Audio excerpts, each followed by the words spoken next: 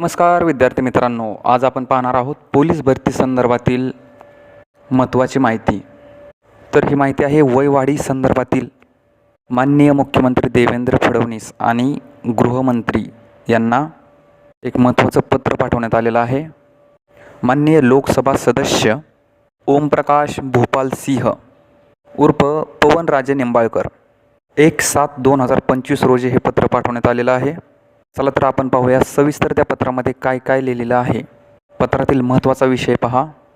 Police शिपाई सरसकट वयवाढ संधी GR प्रकाशित करून पोलीस भरती 2024 आणि 25 संवर्गातील पदांची एकत्रित जाहिरात प्रसिद्ध करण्याबाबत हा झाला विषय. आता आपण सविस्तर माहिती पाहू काय काय लिहिलेली आहे पत्रामध्ये.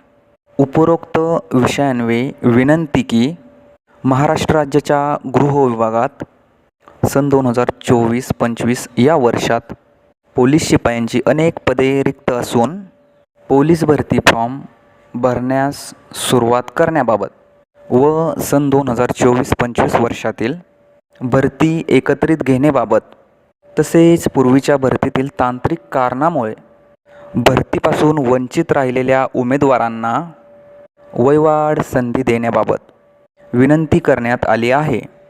त्या अनुषंगाने आपल्या स्तरावरून योग्य ते सहकार्य करावे ही नम्र विनंती. धन्यवाद.